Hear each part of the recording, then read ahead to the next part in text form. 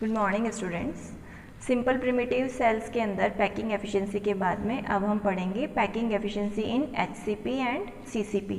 HCP का मतलब हो गया हेक्सागोनल और CCP का मतलब हो गया वहाँ पर क्यूबिक क्लोज पैकिंग अगर है तो वहाँ पर पैकिंग एफिशिएंसी कितनी प्रेजेंट होगी, तो वो अब इस वीडियो के अंदर हम समझेंगे।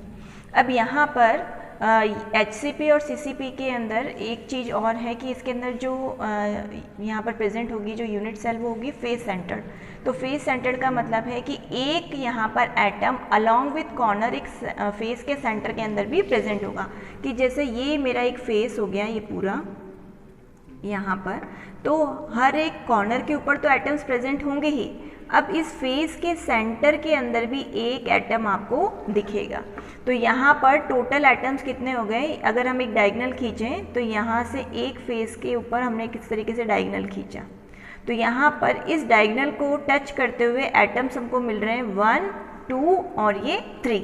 तो ये एक डायगोनल हो गया फेस के ऊपर, और यहाँ पर एक एटम, फिर दूसरा एटम और तीसरा एटम। इस एटम की जो रेडियस है वो r, ये पूरा बीच में आ रहा है तो पूरा ये 2r इंक्लूड हो गया और ये हो गया r।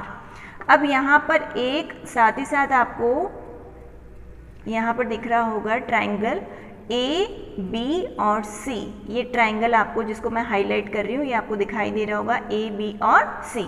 अब इस ABC के अंदर फॉर्मूला हम लगाएंगे AC square equals to BC square plus AB square.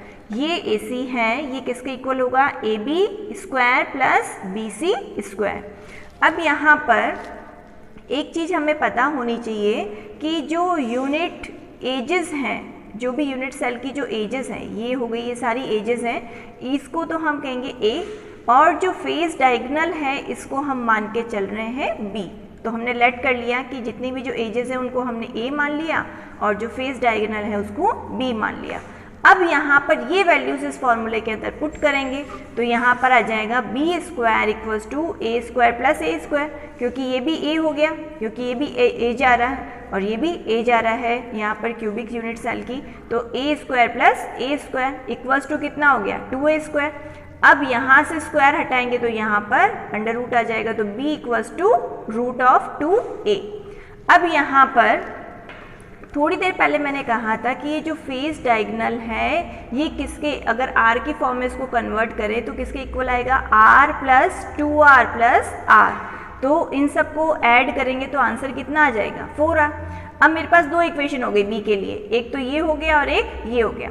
तो यहाँ पर दोनों को अगर हम इक्वल कर दें तो 4r इक्वल्स टू कितना हो गया, रूट ऑफ 2a। अब यहाँ पर दो चीज़ें मैं आपको बता रही हूँ, r की वैल्यू भी फाइंड कर सकते हैं और a की भी वैल्यू है वो फाइंड कर सकते हैं। तो r की जो यहाँ पर मैंने वैल्यू लिखी है वो तो आप लोगों के काम आएगी न्यूमेरिकल पर्पज से, और हमें जो अभी चाहिए वो चाहिए हमें a की वैल्यू। तो a के लिए मैंने यहाँ पर लिखा 4r डिवाइडेड बाई रूट 2।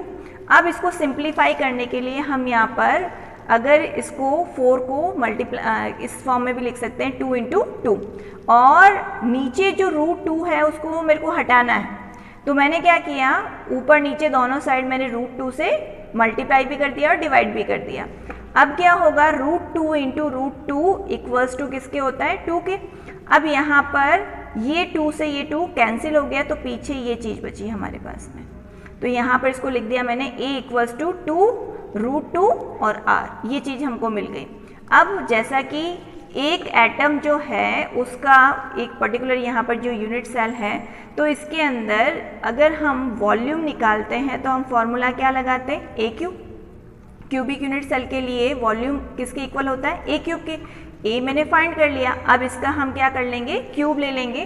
तो क्यूब यहाँ पर हम लिख देंगे इसके अंदर, और पहले फॉर्मूला लगाएंगे, पैकिंग एफिशिएंसी किसके इक्वल होगा, volume occupied by 4 sphere in unit cell. 4 क्यों लिया, क्योंकि एफसीसी के अंदर जो नंबर ऑफ एटम्स होते हैं वो कितने होते हैं, 4 होते हैं, इस वजह से हमने यहाँ पर 4 लिया। और प्रीवियस वीडियो में भी मैंने आपको बताया था कि वॉल्यूम जब हम लेंगे तो वहाँ पर एक यूनिट सेल के अंदर जितने स्फीयर होंगे उतना का वॉल्यूम, उतने ही एटम्स का यहाँ पर हम वॉल्यूम इंक्लूड करेंगे, divided by total volume of unit cell into 100।